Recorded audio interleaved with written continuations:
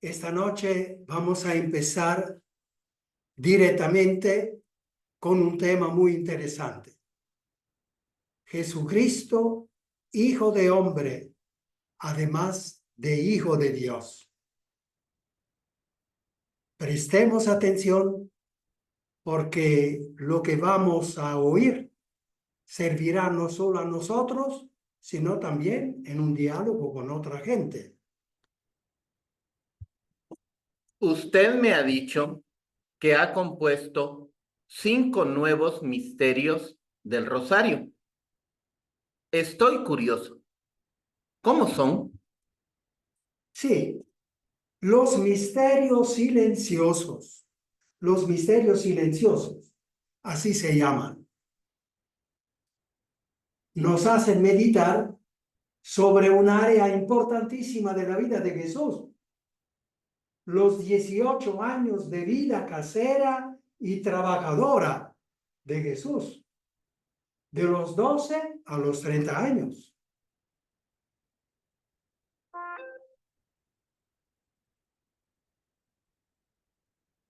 La dimensión humana de Jesús queda así iluminada como merece.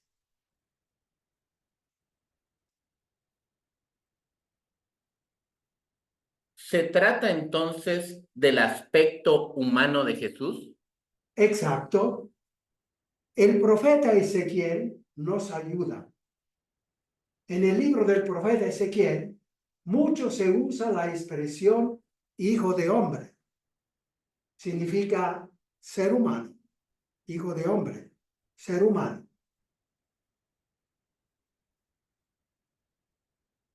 Dios llama así a Ezequiel para enfatizar la humanidad del profeta, el cual es llamado por Dios a llevar su palabra al pueblo.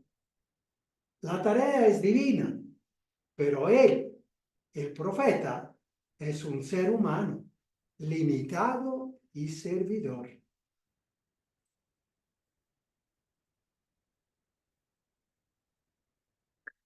Jesús es también divino.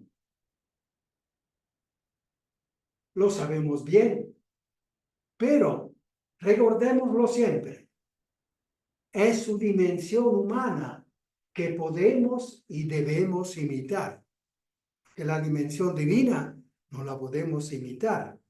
En lo que Él nos ha hecho participar en esa dimensión divina. Pero directamente, cuando nosotros queremos imitar a Jesús, es su aspecto humano que vamos a imitar. Importante eso. Su dimensión humana, más humilde y necesitada. Recordemos, tuve hambre y me dieron de comer. Estuve enfermo y me atendieron. Pasen al paraíso. Será esta actividad misericordiosa y humana que garantizará la entrada al paraíso para los que profesaron seguir a Jesús en la vida terrenal. Mateo 25, 31, 46. Jesús no hace referencia a aspectos divinos, por decirlo así, sino a la humanidad y a la humanidad más necesitadas. Y aplica esa humanidad más necesitada a sí mismo y alaba a aquellos que le ayudaron cuando él sufría por tener hambre y por estar enfermo. Qué bonito.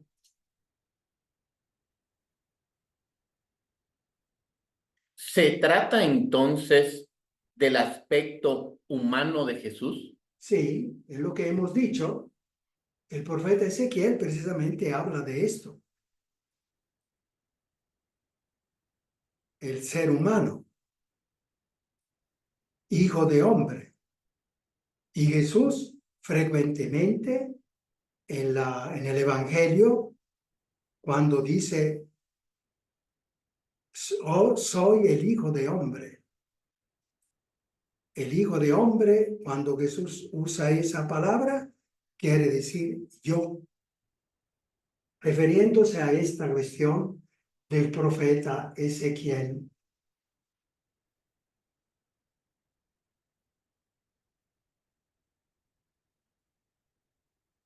Dios llama así a Ezequiel para enfatizar la humanidad de este profeta, que se lo recuerde, que él está hablando de Dios, pero de la palabra de Dios, pero él es humano, hijo de hombre.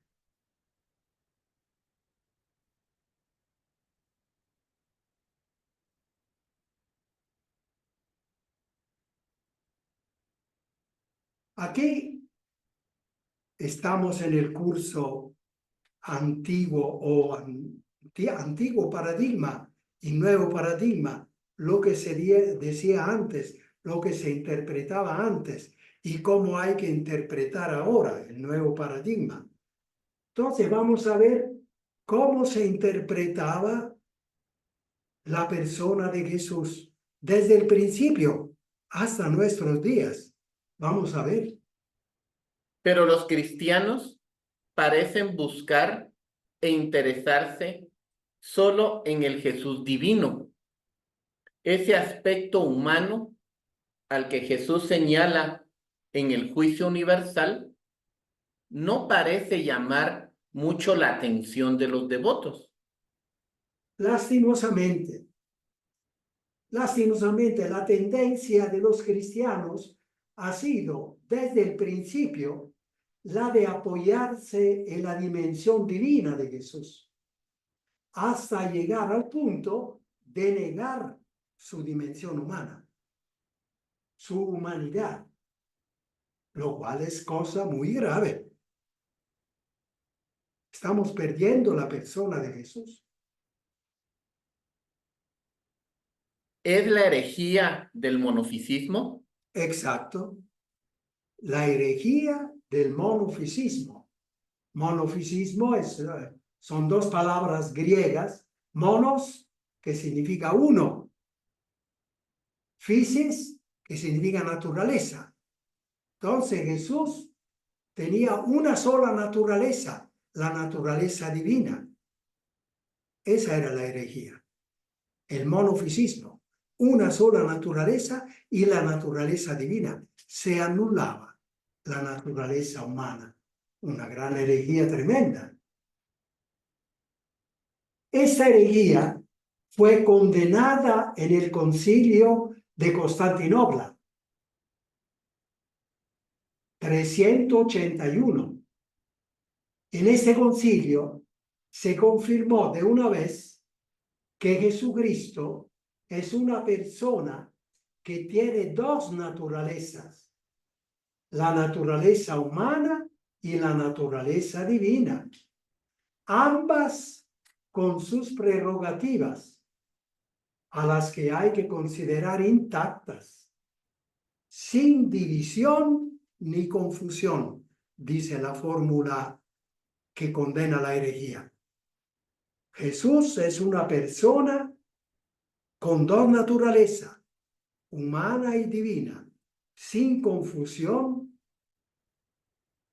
ni división.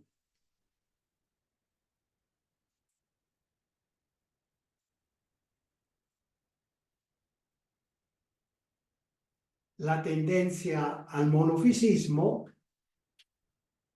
no obstante, ha seguido invadiendo la mentalidad cristiana como una niebla persistente. Desde entonces, desde esa herejía, aunque condenada, ha seguido invadiendo la mentalidad cristiana como una niebla persistente. No así, a ver. El truco está en que de Jesús divino podemos recibir todo y todo queremos recibir. La maña que tenemos es querer recibir, querer recibir. Entonces, lo divino, podemos recibir todo de lo divino. En cambio, de la imitación de Jesús humano, solo tenemos que dar y sufrir por los demás. Y esto instintivamente no gusta. Por eso que los cristianos desde entonces y siguen ahora todavía a caer en esa herejía del monofisismo. Es una cuestión instintiva, pero hay que superarla. Un verdadero cristiano la supera. La tendencia instintiva a ir a lo divino, porque a lo divino yo recibo. Señor, dame esto. Señor, cuídame de esto. Salva a mi hijo, que no muera la mamá. Y todo queremos recibir. Y todo podemos recibir, porque lo divino es lo divino. Mientras que si vamos al aspecto humano, imitar a lo humano de Jesús, eso significa dar como Jesús se sacrificó por toda la humanidad. Significa dar, preocuparse por los demás, tener compasión, servir, curar, cuidar. Y esto instintivamente no gusta. Eso explica humanamente el porqué, la tendencia a esta herejía.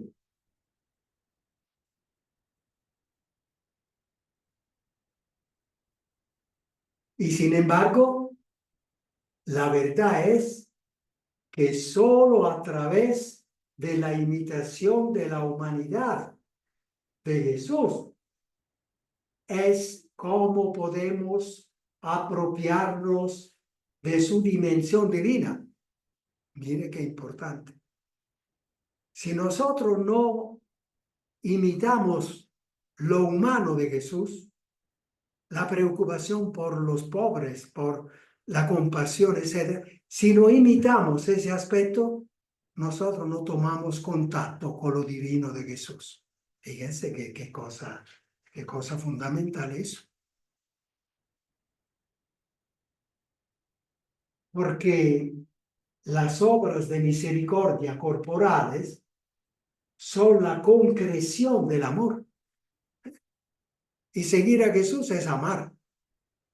Entonces las obras de misericordia es amor.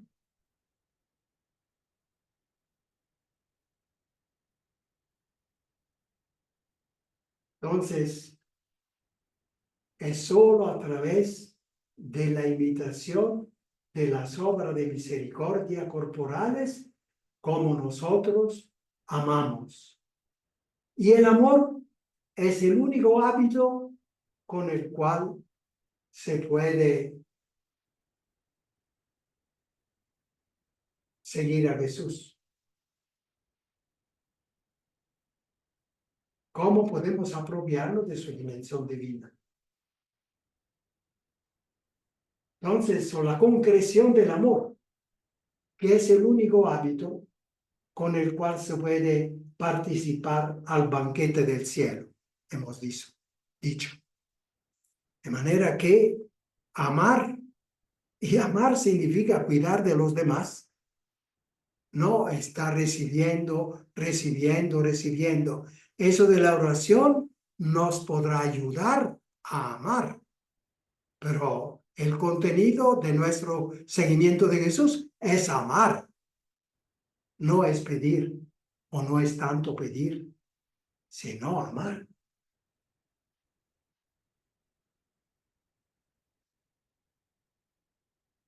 ¿Y los misterios silenciosos, qué tienen que ver con todo esto? Ajá. Que tienen que ver los misterios silenciosos con todo esto. Precisamente para ayudar en la lucha contra el egoísmo espiritual y monofisita, esa tendencia a ver a Jesús solo divino. Para ayudar en eso, que no quiere saber de sacrificios por el prójimo necesitado, y para favorecer el amor concreto al prójimo necesitado, he querido poner por escrito una buena intuición que he tenido en estos últimos años de mi apostolado sacerdotal. Precisamente para hacer frente a esta tentación continua del Jesús solo divino, solo para pedirle, para hacer entender que no, Jesús es para seguirle, es para imitarle. Y la imitación en la obra de amor que Él ha venido al mundo a presentar. Precisamente morir por la humanidad, estar a servicio de la humanidad, hasta llegar a morir. Estos misterios silenciosos quieren ayudar a entender eso. Vamos a ver cómo.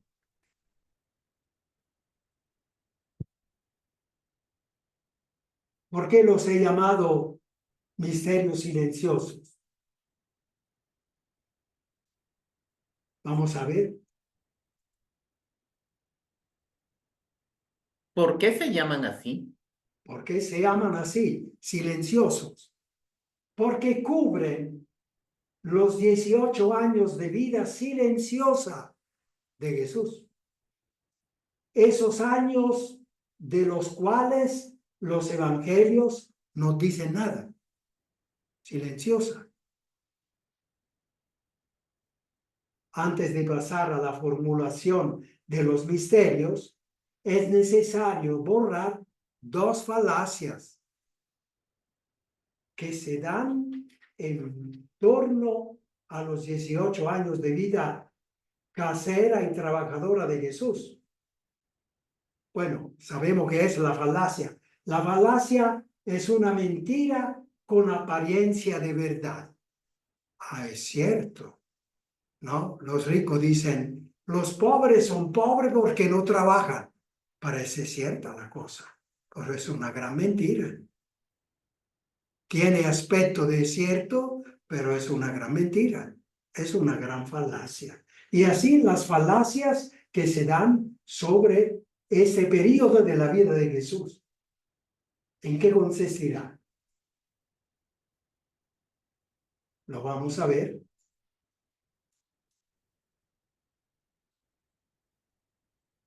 La primera de las dos falacias, que es ridícula, en realidad, es la que sostiene que Jesús aprovechó esos años para ir a algún país de Oriente, al Tíbet, para aprender algún secreto místico y eventualmente aprender a hacer milagros.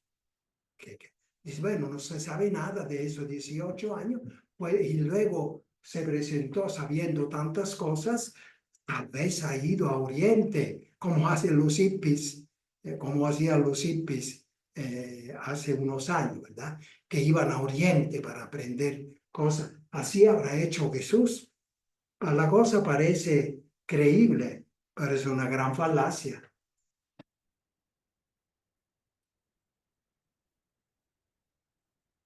Y la segunda falacia consiste en sostener que los evangelios no dicen nada de esos años y por tanto no se sabe nada acerca de lo que Jesús pudo hacer, pudo haber hecho durante ese tiempo.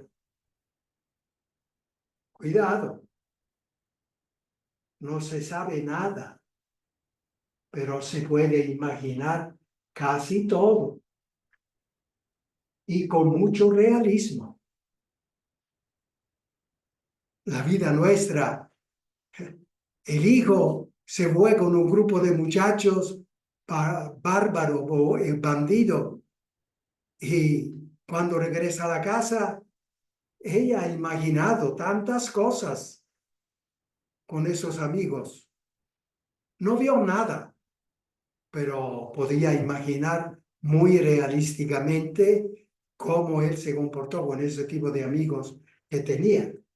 Es decir, nosotros en la vida, la mayor parte de la vida la vivimos imaginando realidades que no vemos. pero bien ubicados. Y acertamos. Y tomamos decisiones en base a cosas que no hemos visto, pero hemos podido imaginar con mucho realismo. Entonces, una falacia es decir, como no dice nada, no se sabe nada. No se puede decir nada. ¿Cómo no puede decir nada? Y no hay libros, no hay historia, sociología, que te dice cómo vivía un muchacho trabajador en Palestina en el tiempo de Jesús. ¿No sabes eso? Ve a ver cómo vivía. Y ahí puede imaginar mucho realísticamente sobre la vida de Jesús. Y no es una imaginación falsa. Y con mucho realismo, el evangelista Lucas proyecta el hilo conductor para una imaginación realista de los 18 años. Fijémonos que dice el evangelista Lucas a los 18 años, a los 12 años, cuando fueron al templo, Jesús se perdió en el templo y regresó con ellos, y San Lucas dice: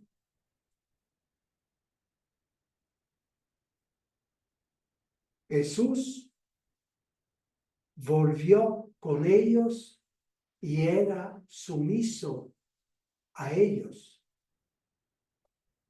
Por cierto, esta forma de pensar, que si no vemos, no podemos imaginar nada realísticamente, ha contaminado el ambiente cristiano.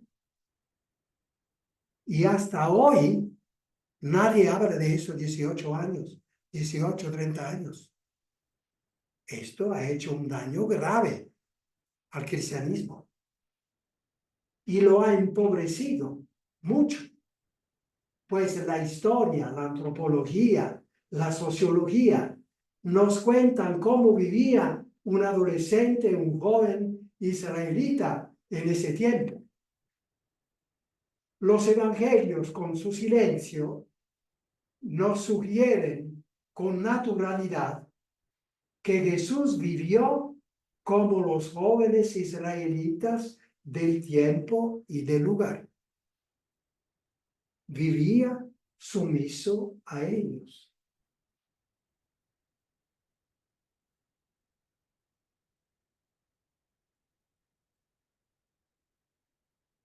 La maravillosa personalidad con la cual Jesús afrontó a los 30 años una vida pública tan incisiva, ¿de dónde vino?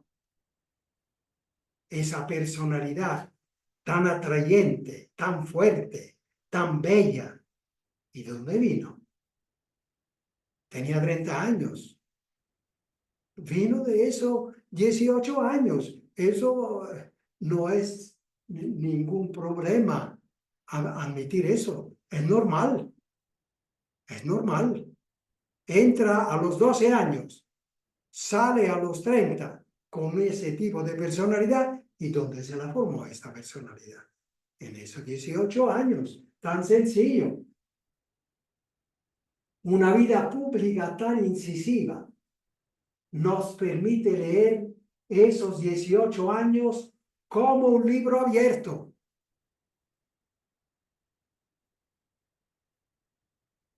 Con su compasión hacia los sufridos. ¿Y dónde aprendió eso?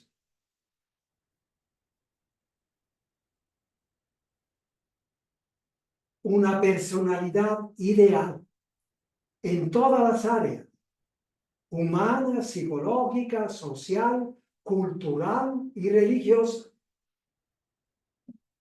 Todos rasgos propios de una vida sencilla. No hay necesidad de ir al Tíbet para aprender esas cosas. En el trabajo asiduo, en un entorno rico de sentimientos populares y religiosos en el pueblo de Nazaret. Eso es donde lleva el razonamiento, la lógica sana. Si te zafas de allí, ya estás hablando a la loca.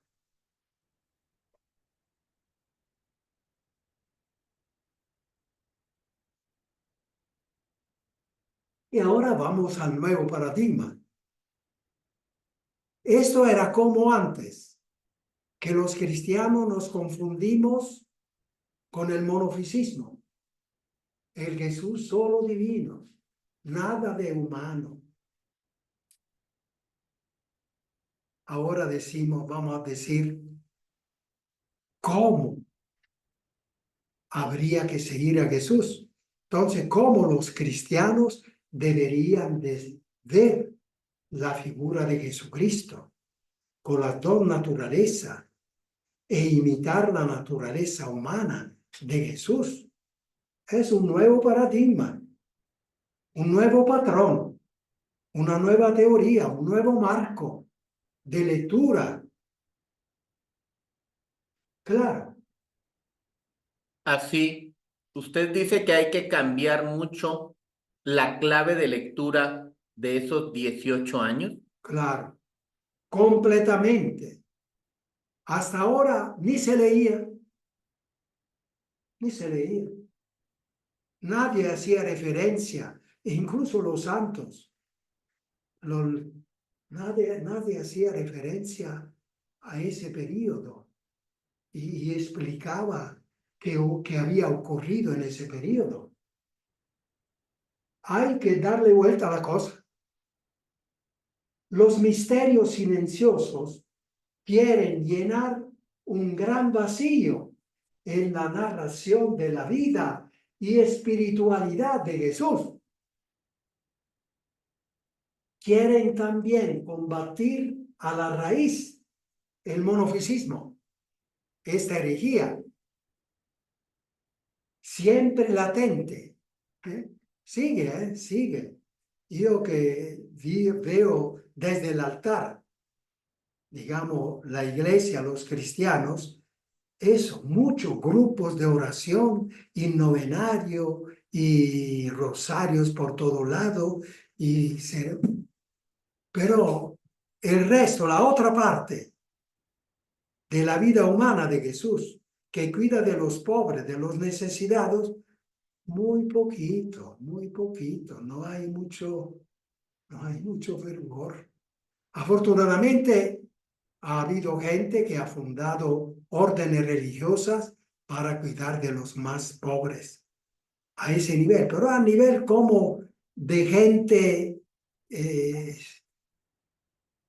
de altura, por decirlo así, no la gente común, la masa, por decirlo así. Mientras que seguir a Jesús desde lo humano debería de ser algo masivo. Bueno, los misterios silenciosos quieren ayudar a difundir un poco más esta sensibilidad. Quieren llenar un gran vacío en la narración de vida y espiritualidad de Jesús. Quieren también combatir a la raíz el monofisismo, siempre latente. Latente significa algo escondido. Es una palabra que significa algo escondido en latín. Algo escondido, pero ahí está e influye esta herejía. Siempre latente y amenazador contra la sana espiritualidad de los cristianos.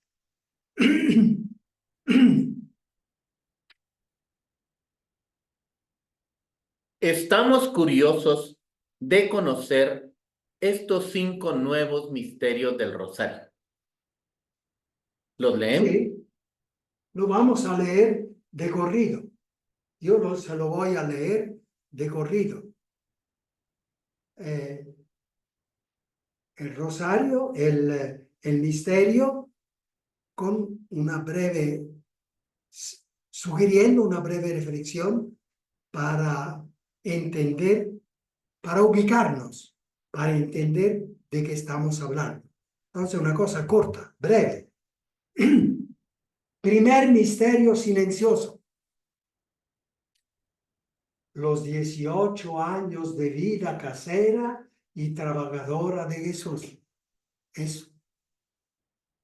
En medio de su gente pobre y sufrida, hostigada por los soldados romanos y los fariseos, angustiada por las dificultades de comida y de salud.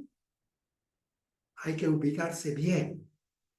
Jesús está en esa situación de un pueblo que está sufriendo un montón de calamidades. Aquí hay algo para ayudar la imaginación, pero una imaginación sobre la realidad, no en el aire. Segundo misterio silencioso. Naturalmente, después vienen las 10 Ave Marías, ¿verdad?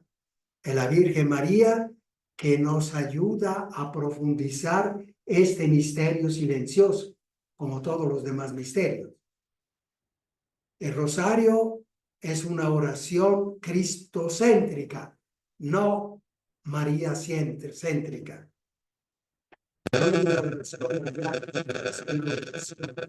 Cristocéntrica tiene al centro los misterios de Jesús. La Virgen, que dice San Lucas, meditaba estos misterios, nos ayudará a entenderlos mejor. La presencia de la Virgen. Pero el centro son los misterios de Jesús.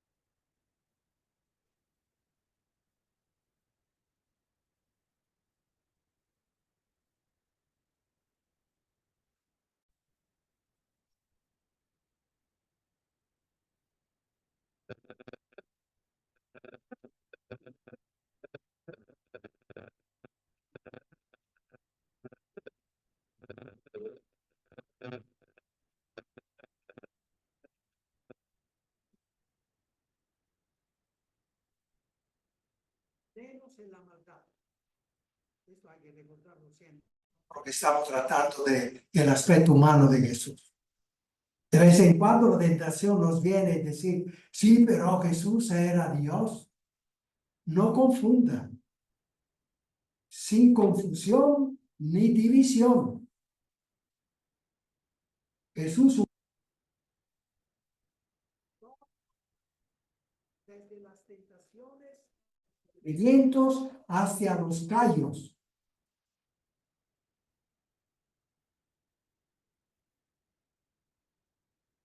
Igual a nosotros, de humano, fue Jesús, menos en la maldad, menos en el pecado, dice San Pablo.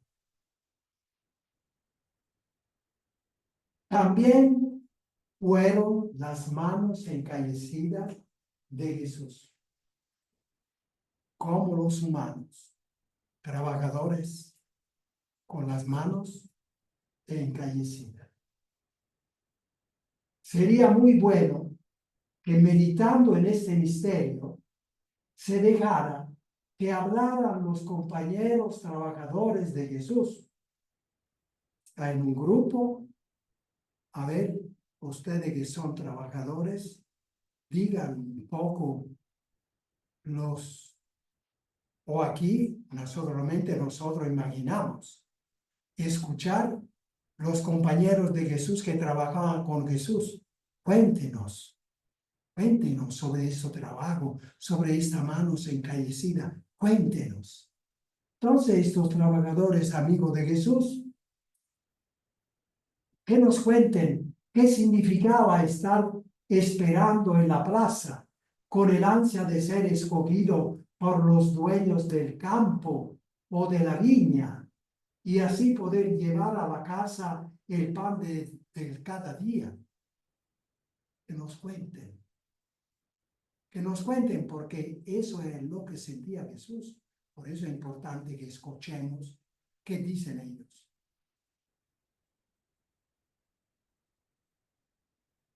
Y así poder llevar a la casa el pan de cada día.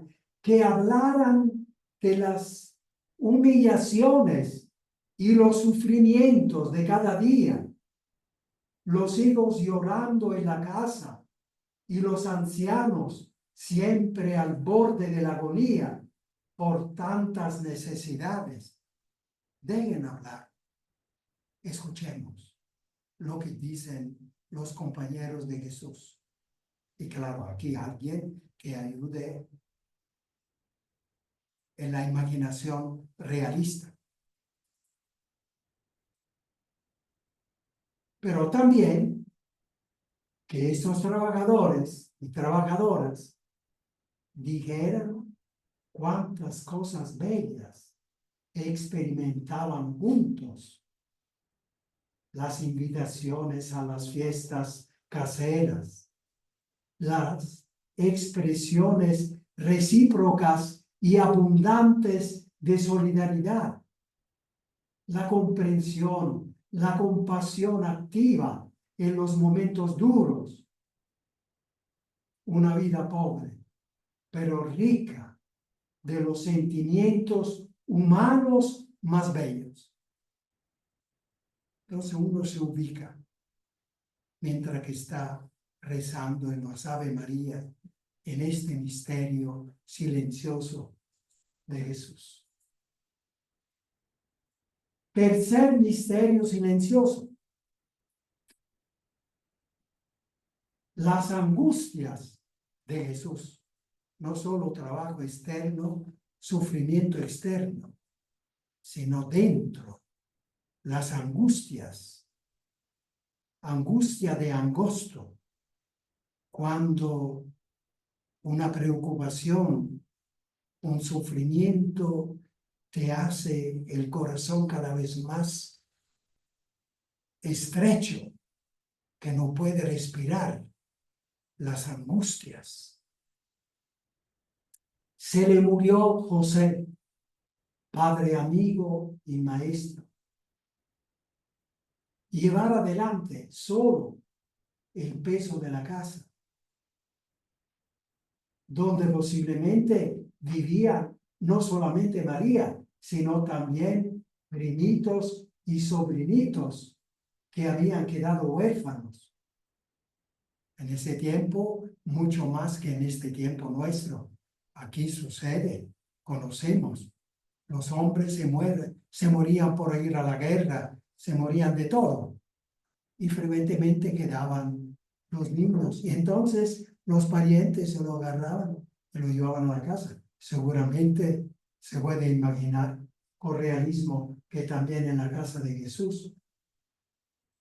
Sino también los primitos y sobrinitos que habían quedado huérfanos. En esos países de América Latina todavía podemos entender bien eso. También la angustia de afrontar los tantos porqués, los tantos cómo de una vida llena de horizontes difíciles de discernir. ¿Qué voy a hacer? ¿Cuándo lo voy a hacer? ¿Cómo lo voy a hacer? Y la mamá que le decía, hijo, 30 años, los compañeros se casan. ¿Tú qué vas a hacer? Un muchacho de 18 años en Palestina ya estaba en lo suyo. Eran todo dentro una angustia. Tantos pobres y tantas madres en lágrimas por los abusos de las autoridades y de los malhechores. Jesús, sensible como era, eso lo hacía entre rabia y compasión. Le daba angustia.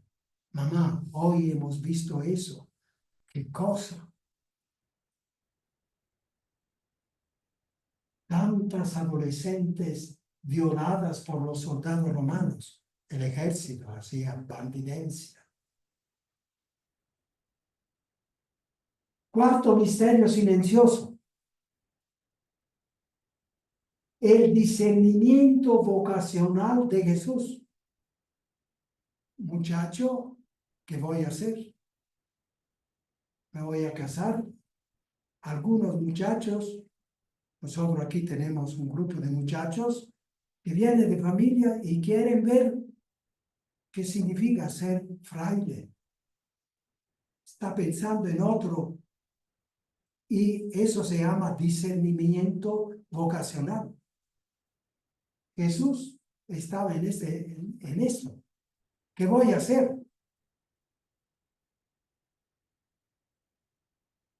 Hemos creído que Jesús sabía todo desde niño. El monofisismo que se nos mete. Ella sabe todo. Y entonces no tenía nada de esos problemas. Nada de esos sufrimientos. Nada. Él ya lo sabía todo. Mentira. Igual a nosotros, menos en el pecado. Eso hay que volverlo a decir continuamente para luchar contra el monofisismo. Creíamos que lo sabía todo desde niño, pero no olvidemos, igual a nosotros, menos en el pecado.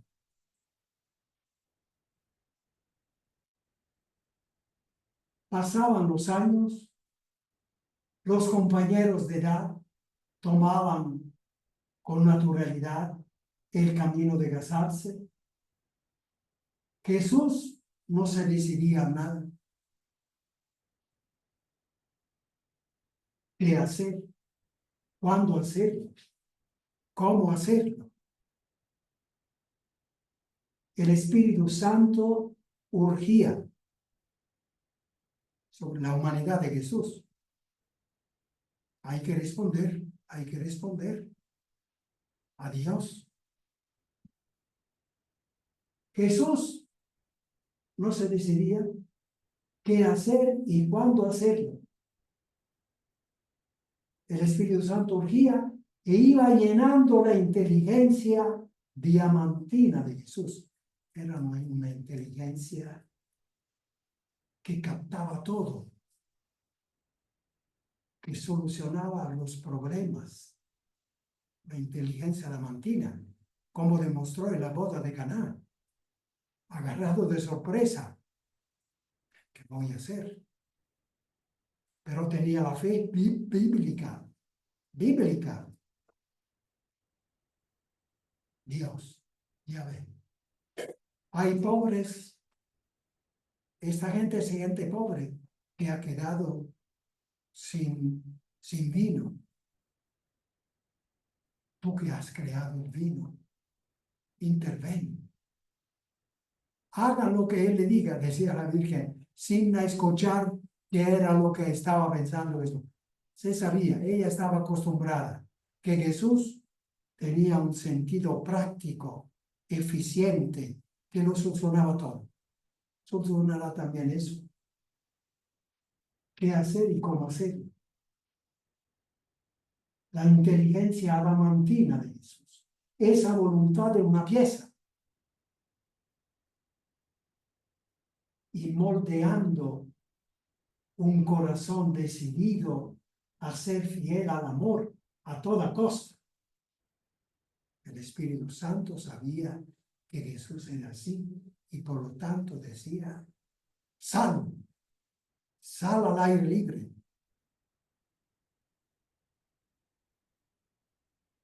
Hasta el extremo, fiel hasta el extremo al amor.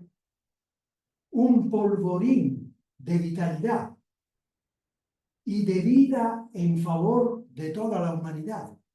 Eso había llegado a ser Jesús en estos 18 años, a los 30.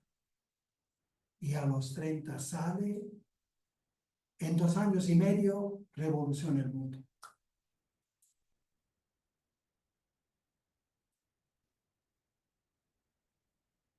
Finalmente, a los 30 años, brota fuerte la decisión vocacional. ¿Qué dice San Lucas?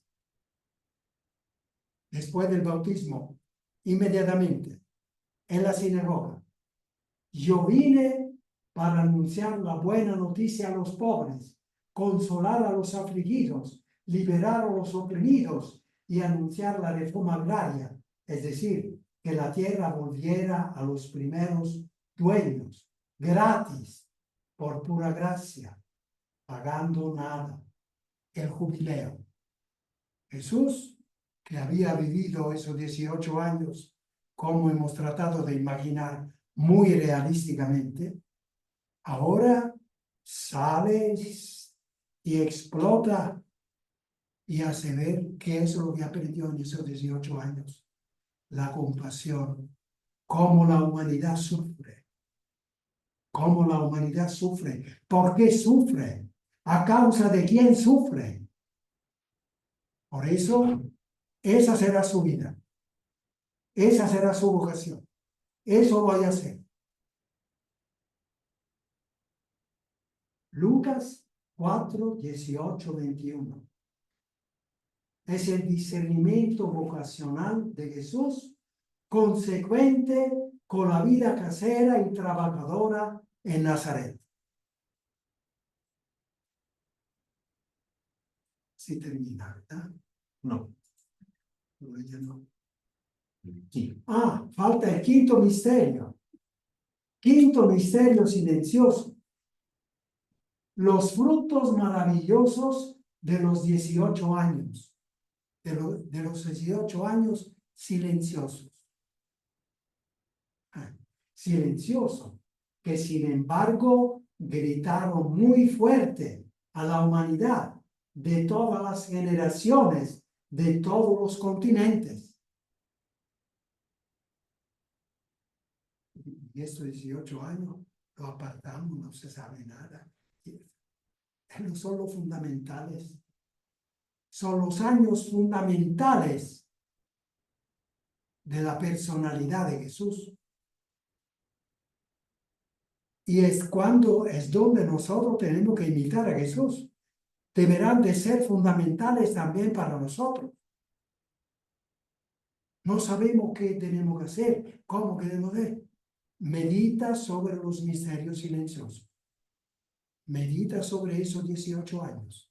Ahí vas a aprender que eso es lo que tienes que hacer. El fruto más bello de estos años fue una personalidad ideal, fuerte y buena, mansa y humilde de corazón, adornada de todas las virtudes humanas. Sin estas experiencias caseras y trabajadoras, pregunto, ¿habríamos tenido a un Jesús tan fascinante y penetrante como lo conocemos? La respuesta es evidente. No. Bueno, habrá que ver de otra forma, ¿verdad? Pero si hubiésemos tenido un Jesús que va al Tíbet y está en medio de otros monjes, no creo que habríamos tenido una personalidad como la tuvo Jesús, moviéndose en medio de la gente, continuamente, viendo lo que necesitaba, curando a los pobres, a los enfermos, luchando contra quien no aprobaba eso, los fariseos. Eso lo aprendió en los 18 años. ¿Qué más? Ciertamente, esta es la personalidad humana que nos tiene que servir de modelo. Vengan detrás de mí. O conmigo o contra de mí. El que no recoge conmigo desparrama. Ahora bien, he aquí la importancia de los misterios silenciosos. Los santos los han conocido y meditado por gracia. Pero, ¿cuántos más seres humanos habrían podido alcanzar la santidad si hubiesen podido meditar en los misterios silenciosos? Este es el motivo por el cual se quiere aprovechar esta bonita y providencial intuición. Ahora sí hemos terminado.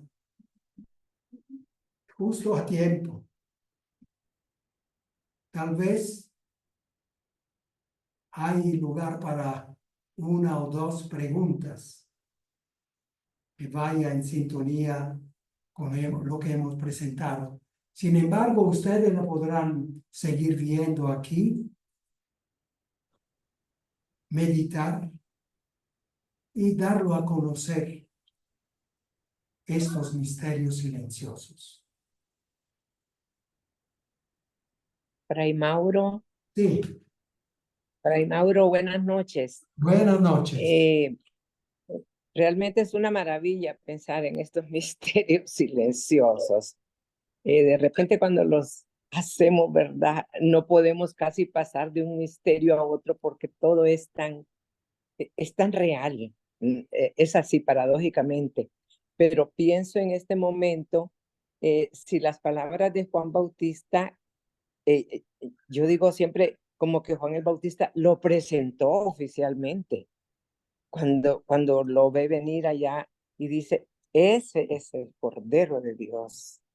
¿Sí?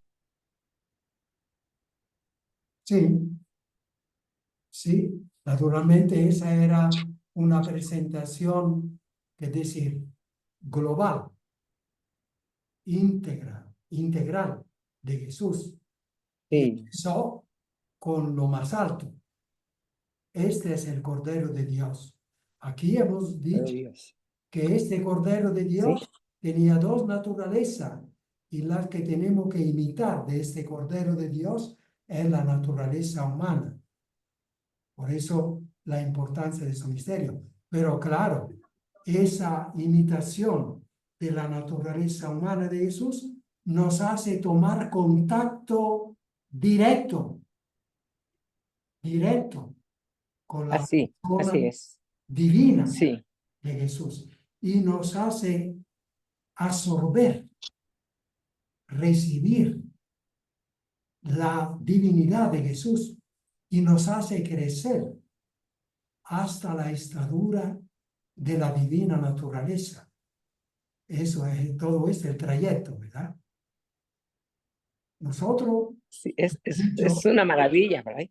sí, sí, que eso ya nos Bendito sea, ¿no? nos rompe la cabeza. Claro, ay, la imaginación trabaja bastante y eso es maravilloso, ¿no? Porque todo lo que nos imaginamos es real, pues. ¿Cómo obviar la humanidad de Jesús esos 18 años que después de los 12 y 30 aparece? No entiendo yo por qué ningún evangelista pudo. Lucas, que era el más cercano, ¿verdad? De repente Juan, hablar un poco, siquiera un evento de esos momentos de Jesús, Dios, caramba, su pubertad, su juventud, qué sé yo, su relación con los demás, con el vecindario, con la familia, cómo se había y formado pensar en esa todo eso, personalidad, cómo se había ¿sí? formado. A nosotros interesa Claro, cómo se ha formado su personalidad, así se va a formar la nuestra. ¿Cómo? Haciendo las mismas es cosas, que es las mismas cosas en mirar distintos tiempos, alrededor así es. el sufrimiento de la gente y ver cómo puedo ayudar. Es así. Y compadecerse. Porque Sí, claro, recordar que Dios es amor. Por lo tanto, hemos sido llamados a ser partícipes de su divina naturaleza. ¿Cómo? Amando. Esa es la así es, única forma. claro. Amando. Pero eso Sí, son los 18 años de silencio que nos enseñan claro, cómo se ama en este mundo. claro. ¿Por qué no escribieron más los evangelistas? ¿Por qué? Bueno, pues yo les reclamo un poco. Ellos son, Que, es es que, que ellos tuvieron ujú, la intuición de decir lo que había pasado. Los hechos son admirables en ese sentido. Porque si hubiesen empezado a meter cosas, reflexiones, imaginaciones, salían libros así. Y además, cosas eso es que así, eran siempre interpretaciones. Mientras que ellos les interesa claro. decir, estos son los hechos. Ahora, las interpretaciones, a ver cómo vendrán. Una cosa, una forma de escribir Sí, admirablemente, admirabilísima. sí, sí, realmente es increíble esto. El Espíritu Santo con su docilidad, digo siempre, hace lo que quiere. Y ahora me viene espontáneo pensar en lo que decía Benedicto XVI en una conferencia teológica importante. La fe se fundamenta sobre acontecimientos. Sí, Los realmente, evangelistas narraron los acontecimientos.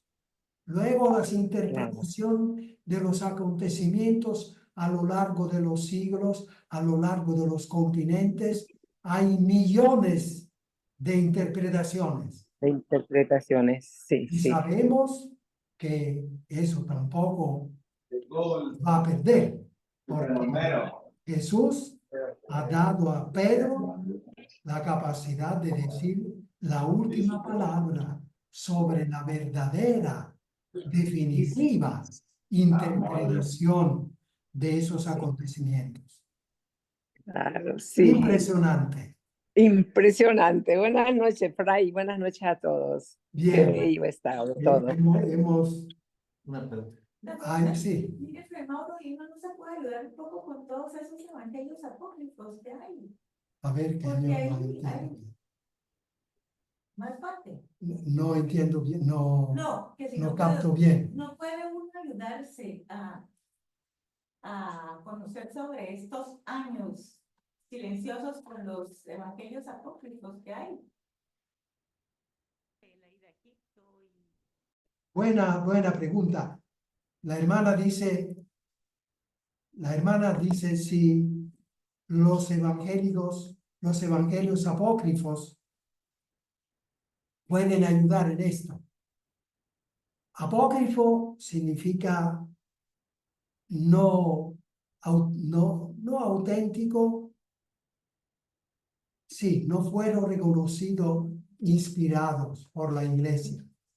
Por lo tanto, no tienen la fuerza de los evangelios. Sin embargo, precisamente por ser escrito que hacía referencia a lo sociológico, a lo antropológico del tiempo, nos ayudan a esa imaginación que hemos dicho, una imaginación realista, no sentimentaloide, que Jesús que hacía pajaritos de barros y le soplaba y el pajarito volaba. No nos metamos en eso. No nos metamos en eso. Pero otras cosas sí. Otras cosas sí. Y hay que ver, hay evangélicos, hay evangelios apócrifos más dignos de ser tomado en cuenta o menos, ¿verdad? Pero en general podemos decir que ayudan de alguna manera, ¿verdad? Bien, Hay dos comentarios. dos comentarios. Tal vez le iluminó esos 18 años silenciosos de Jesús a alguna santa o algún santo. Seguro, seguro. Solo que yo al menos personalmente no conozco escrito sobre esto, ¿verdad? Puede ser que haya estas personas, Emmerich, por ejemplo, que han tenido revelaciones sobre la vida de Jesús. Yo no conozco si han hablado específicamente de estos 18 años. Ciertamente la iglesia no le ha dado, digamos, fuerza. No es que ha agarrado de allí para difundir un poco más a nivel de la espiritualidad popular. No conozco. Puede ser, pero no conozco. Otro. Porque hay un libro de María donde explica cómo fue la concepción de Jesús. Creo que se llama María Niña. Esto seguramente no es reconocido como revelado. No hace parte de los evangelios. Esto será una tradición, una inspiración, pero no tiene ninguna fuerza del evangelio, de autenticidad revelada. Solamente. Solamente. Bien, entonces yo le doy la bendición. El Señor les bendiga y les guarde. Amén. Les muestre su rostro y tenga misericordia de ustedes. Amén. Amén. A ustedes su mirada misericordiosa y les conceda la paz. Amén. Amén. Dios les bendiga, hermanos y hermanas. En el nombre del Padre, Del Padre, del Hijo y del del Espíritu Espíritu Santo. Santo. Amén. Amén. Gracias, Fray. Amén. Feliz noche. Feliz noche, Gracias, Fray. Carlito. Buenas noches.